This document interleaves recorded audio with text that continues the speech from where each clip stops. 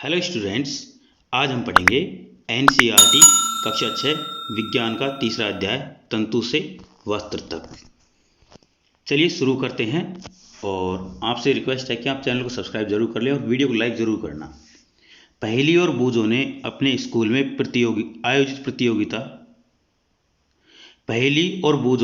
School में आयोजित की गई विज्ञान प्रश्नोत्तरी प्रतियोगिता में प्रथम पुरस्कार जीता। वे दोनों अत्यधिक उत्तेजित थे और उन्होंने प्राप्त हुई पुरस्कार राशि से अपने माता पिता के लिए वस्त्र खरीदने का निश्चय किया। वे कपड़े की दुकान पर वस्त्र सामग्री की विस्तृत विविधता देखकर उलझन में फंस गए। दुकानदार ने उन्हें यह समझाया कि कुछ कपड़े अथवा वस्त्र सूती हैं तो कुछ संश्लिष्ट कृत्रिम हैं।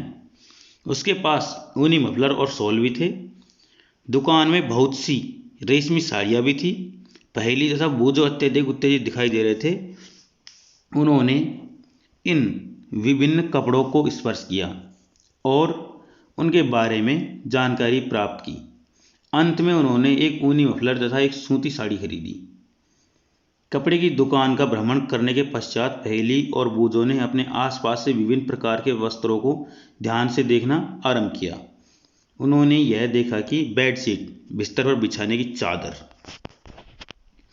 कंबल, पर्दे, मेजपोश, तौलिए और झाड़न डस्टर आदि हैं। ये सभी भिन्न भिन्न प्रकार के कपड़ों से बने हैं। यहाँ तक कि उनके अपने बस्ते तथा बोरे भी किसी प्रकार के वस्त्र से बने हैं। उन्होंने इन सभी वस्त्रों की पहचान सूती, ऊनी, रेशमी अथवा संश्लिष्ट कृत्रिम के रूप में की। क्या आप भी इन वस्त्रों में कुछ पहचान कर सकते हैं? वस्त्रों में विविधता एक क्रियाकलाप है। अपने पास के किसी दर्जी की दुकान का भ्रमण कीजिए।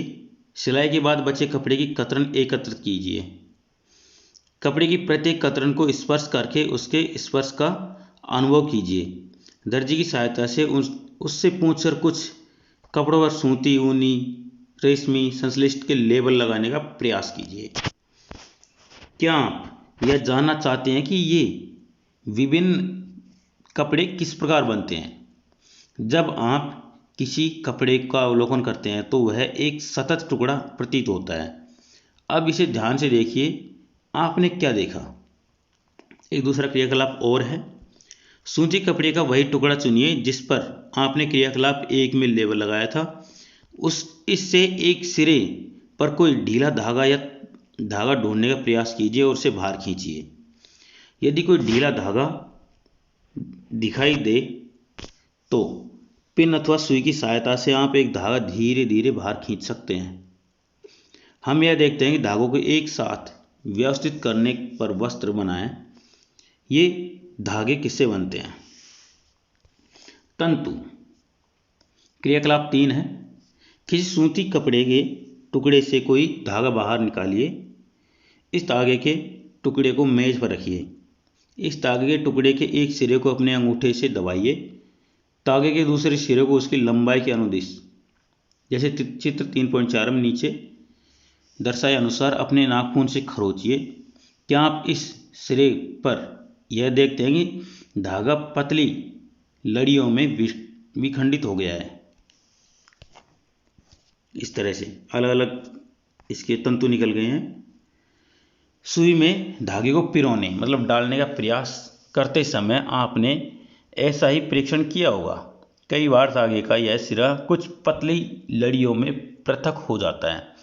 ऐसा होने पर धागे को सुई के नाके से गुजारना कठिन हो जाता है। धागे की ये दिखाई देने वाली पतली लड़ियाँ भी और अधिक पतली लड़ियों से मिलकर बनी होती है, जिन्हें तंतु कहते हैं। वस्त्र तागों या धागों से मिलकर बनते हैं तथा धागे भी आगे तंतुओं से मिलकर बने होते हैं। ये तंतु कहाँ से आते हैं? कुछ वस्त्रों जैसे सूती, जूट, रेशमी तथा ऊनी के तंतुओं पादपों तथा जंतुओं से प्राप्त होते हैं। इन्हें प्राकृतिक तंतु कहते हैं। रुई तथा जूट पटसन पादपों से प्राप्त होने पर तंतुओं के उदाहरण हैं। ऊन तथा रेशम जंतुओं से प्राप्त होते हैं। ऊन भेड़ अथवा बकरी की कर्तित ऊन से प्राप्त होती है।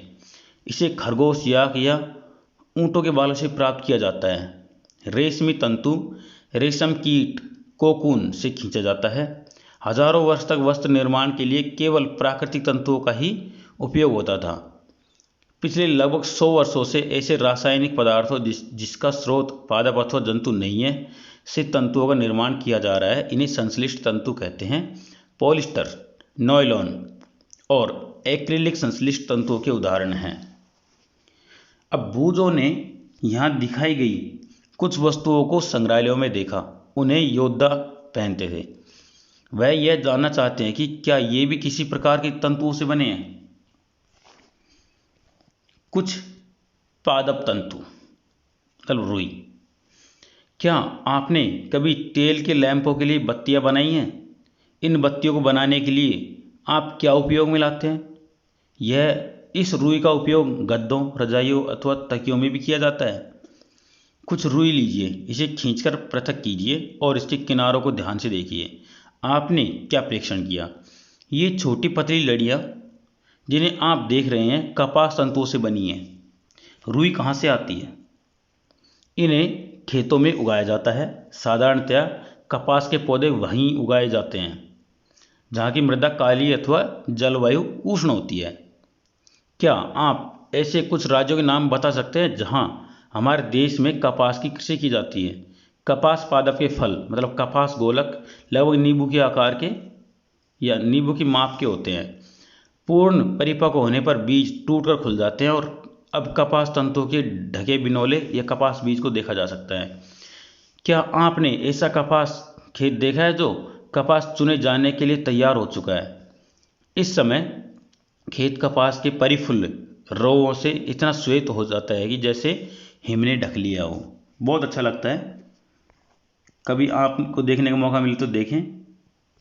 साधारणतया इन कपास बॉलों से कपास को हस्त चयन द्वारा प्राप्त किया जाता है। इसके पश्चात कपास के बीजों को कंकतन द्वारा पृथक किया जाता है। मतलब एक कंकतन एक लकड़ी का बना हुआ एक मशीन होती है जिसमें बीज और रुई को अलग किया जाता है। इसके पश्चात कपास के बीजों को कंकतन द्वारा पृथक किया जाता है। इस प्रक्रिया को कपास ओटना कहते हैं। पारंपरिक ढंग से कपास हाथों से ओटी जाती थी। आजकल कपास ओटने के लिए मशीन का उपयोग किया जाता है। जूट या पटसन।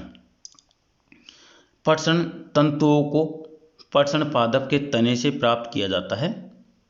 भारत में इसकी खेती वर्षा ऋतु में की जाती है। भारत में पटसन को प्रमुख रूप से पश्चिम बंगाल, बिहार और असम में उगाया जाता है। सामान्यतः पटसन पादप फसल को पुष्पन अवस्था में काटते हैं। फसल कटाई के समय या पश्चात पादपों के तनों को कुछ दिनों तक जल में डालकर डुबोते हैं।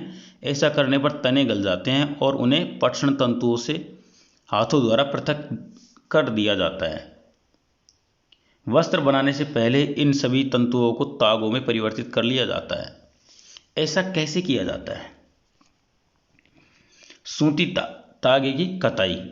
आप स्वयं किसी सूती तागे की कताई या तागा बनाने का प्रयास कर सकते हैं। एक क्रियाकलाप है। एक हाथ में कुछ रुई पकड़िए, दूसरे हाथ के अंगूठे तथा तर्जनी, मतलब ये मजबूत वाली उंगली के बीच कुछ रुई की चुटकी भरिए और इसे धीरे धीरे बाहर की ओर खींचिए तथा रेशों को लगातार ऐंठते भी रहें। क्या आप तागा बना सके हैं? रेशों से तागा बनाने की प्रक्रिया को कताई कहते हैं। इस प्रक्रिया में रुई के एक पुंज से रेशों को खींचकर ऐंठते हैं। ऐसा करने से रेशे पास पास आ जाते हैं और तागा बन जाता है। कताई के लिए एक सरल युक्ति हस्त तकुआ का उपयोग किया जाता है। इसे तकली कहते हैं। हाथ में प्रचलित कताई में प्रयोग होने वाली एक अन्य युक्ति चरखा है। चरखे के उपयोग को राष्ट्रपिता महात्मा गांधी ने स्वतंत्रता आंदोलन के एक पक्ष के रूप में लोकप्रियता प्रदान की थी। उन्होंने लोगों को हाथ कते तागों से बुने वस्त्रों, मतलब खादी को पहनने तथा ब्रिटेन की मिलों से बने आयातित कपड़ों का बहिष्कार करने के लिए प्रोत्साहित किया था। खादी के प्रचलन को बढ़ावा देने के लिए भारत सरकार ने 1956 में एक संगठन का निर्माण किया था जिसे खादी एवं ग्रामोद्योग आयोग कहते हैं। बृहद पैमाने पर तागों की कताई का कार्य कताई मशीनों की सहायता से किया जाता है। कताई के पश्चात तागों का उपयोग वस्त्र बनाने में किया जाता है। नेक्स्ट है तागे से वस्त्र। तागे से वस्त्र बनाने की कई विधियां हैं। इनमें दो प्रमुख विधियां बुनाई तथा बंधाई है। सबसे पहले बुनाई के बारे में बात कर लेते हैं। क्रियाकलाप 2 है ये। क्रियाकलाप 2 में आपने यह ध्यान दिया होगा कि वस्त्र तागों के 2 सेट हो जिसे एक साथ व्यवस्थित किया जाता है, इससे मिलकर बनते हैं। तागों के 2 सेटों को आपस में व्यवस्थित करके वस्त्र बनाने की प्रक्रिया को बुनाई या वीविंग कहते हैं। आइए कागज की कुछ पट्टियों को बुनने का प्रयास करते हैं। क्रियाकलाप 5। भिन्न रंग की 2 कागज की शीट लीजिए। दोनों में से 30 सेंटीमीटर लंबाई और 30 सेंटीमीटर चौड़ाई की वर्गाकार शीट काटिए। अब इन दोनों शीटों को आधा मोड़िए।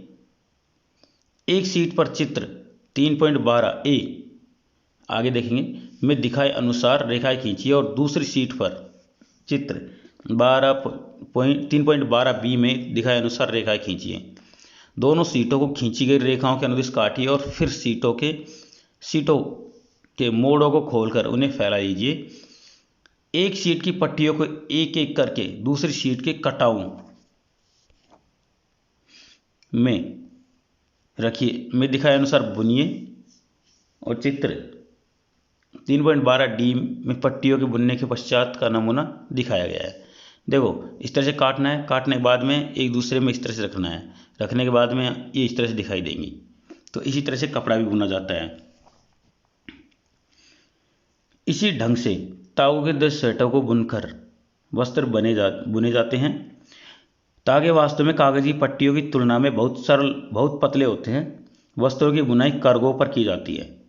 करगे या तो हस्तचालित होते हैं या फिर विद्युत चालित होते हैं, या तो विद्युत से चलते हैं या फिर हाथ से भी चलाए जा सकते हैं इनको।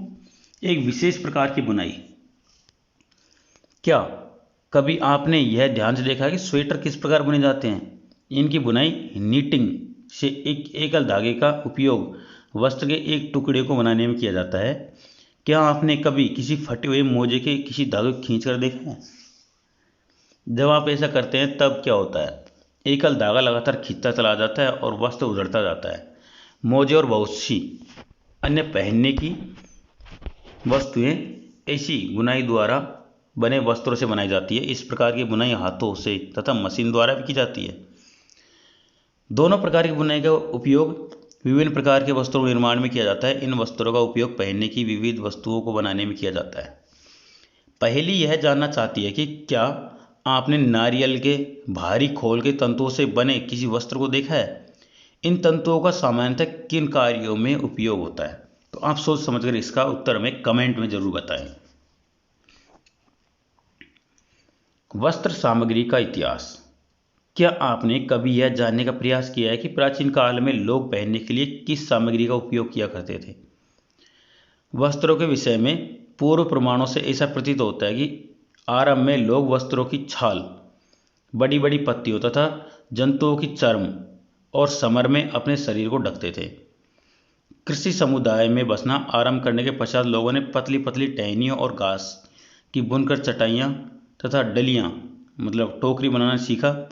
लताओं, जंतुओं की ऊन तथा बालों को आपस में ऐंठन देकर लंबी लड़ियाँ बनाई, उनको बुनकर वस्त्र तैयार किए। पूर्व में भारतवासी रुई से बने वस्त्र पहनते थे जो गंगा नदी के निकटवर्ती क्षेत्रों में उगाई जाती थी।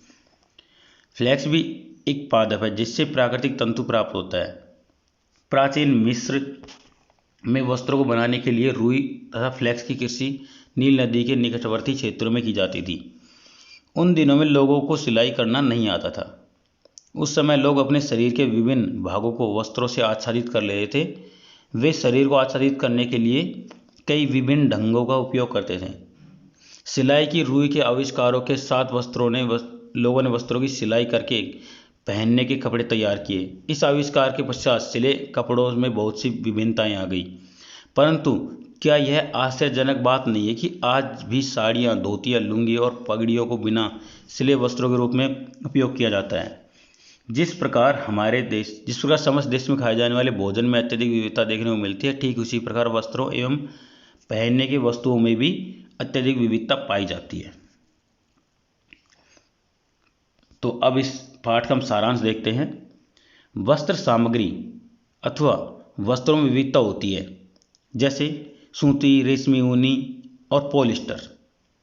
वस्त्र तागों से बनते हैं, उन्हें तंतुओं से बनाया जाता है। तंतु या तो प्राकृतिक होते हैं अथवा संश्लिष्ट। रेशम, ऊन और जूट कुछ प्राकृतिक तंतु हैं, जबकि नायलॉन और पॉलिएस्टर कुछ संश्लिष्ट तंतुओं के उदाहरण हैं। रुई और जूट जैसे तंतु पादपों से प्राप्त किए जाते हैं। तंतुओं से तागा बनाने की प्रक्रिया को कताई कहते हैं। तागों की बुनाई दो प्रकार से की जाती है जिनसे वस्त्र बनता है। तो कुछ प्रश्न हैं, निम्नलिखित तंतुओं को प्राकृतिक और संश्लिष्ट में वर्गीकृत कीजिए। तो मैं सबसे पहले प्राकृतिक लिख रहा हूँ, जैसे ऊन, रुई, पटसन, ठीक है, और रेशम, ये प्राकृतिक तंतु हैं। और कृत्रिम तंतु नायलॉन, पॉलिएस्टर, ये दो ही क्या है, कृत्रिम तंतु हैं। दूसरा प्रश्न, नीचे दिए गए कथन सत्य हैं अथवा असत्य उल्लेख कीजिए। तंतुओं से तागा बनता है, बिल्कुल सत्य कथन है। कताई वस्त्र निर्माण की एक प्रक्रिया है, ये भी बिल्कुल सत्य कथन है। जूट नारियल का भारी आवरण होता है, ये गलत है। जूट का पौधा अलग होता है और नारियल अलग होता है। रुई से बिनोले मतलब बीज हटाने की प्रक्रिया को ओटना कहते हैं, ये बिल्कुल सत्य कथन है। तागों की बुनाई से वस्त्र का एक टुकड़ा बनता है। तागों की बुनाई से वस्त्र का एक टुकड़ा नहीं, पूरा वस्त्र बनता है, ठीक है, तो इसे हम असत्य मानेंगे। रेशम तंतु किसी पादप के तने से प्राप्त होता है। रेशम तंतु किसी पादप के तने से प्राप्त होता है, ये गलत है। रेशम तंतु जो शहतूत के जो पत्ते होते हैं उनके ऊपर एक कीड़ा होता है जिसे रेशम कीट बोलते हैं, उसके द्वारा बनाया जाता है। तो ये कथन क्या हो गया, असत्य। पॉलिएस्टर एक प्राकृतिक तंतु है, ये भी असत्य है। तीसरा, रिक्त स्थानों की पूर्ति कीजिए। ऊन और रेशम से पादप तंतु प्राप्त किए जाते हैं, नहीं, पादप तंतु प्राप्त किए जाते हैं किस किस से, कौन कौन से रेशम, देखो, रुई और जूट से पादप तंतु प्राप्त किए जाते हैं, है ना। और ऊन और खाल जानतव तंतु है, या फिर फर बोल दो, ऊन बोल दो, खरगोश की जो फर है ना, भेड़ की ऊन है, ये मतलब जंतुओं से प्राप्त तंतु हैं। अब आगे के प्रश्न हैं, उनकी आपको डायरेक्ट उत्तर देने हैं। रुई तथा जूट मतलब पटसन पादप के किन भागों से प्राप्त किए जाते हैं। देखो, इसका उत्तर सीधा सीधा सा है। यहाँ पर जो रुई है, रुई वो मिलती है कहाँ से, फूल से, ठीक है।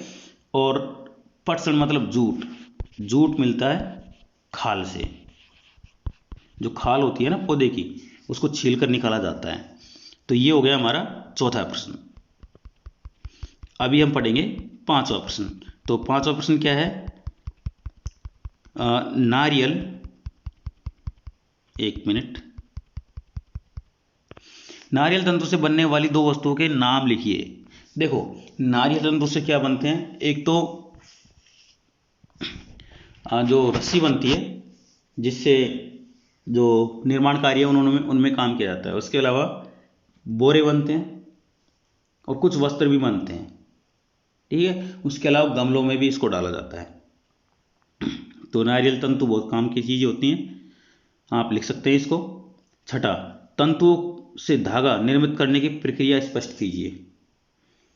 देखो, तंतुओं से धागा कैसे बनता है। तंतुओं को एक मशीन में डाला जाता है। यह मशीन उन तंतुओं को अलग अलग करके उनको घुमाते हुए एक साथ जोड़ने का काम करते हैं, जिससे एक पतले तागे के रूप में जो तंतु हैं वो बदलते जाते हैं, ठीक है। अगला छठा प्रश्न देखिए, छठा है नहीं, छह ही है इसमें, ठीक है। तो ये हमारा अध्याय था। आपको कैसा लगा कमेंट करके जरूर बताएं। वीडियो को लाइक करें, अपने दोस्तों के साथ शेयर करें और चैनल को सब्सक्राइब जरूर कर लें और वीडियो को लाइक जरूर करें, ठीक है। अब जाते जाते वो जो आपसे एक छोटी सी पहेली पूछता है, रुई के तागों के जलने पर निकली गंध कागज के जलने की गंध जैसी होती है। वह यह जानना चाहता है कि क्या वह यह मान सकता है कि कागज भी पादपों से बना है। तो आपको उत्तर में यह लिखना है कि जो कागज बनते हैं वो पेड़ पौधों से बनते हैं या फिर किसी और चीज से बनते हैं।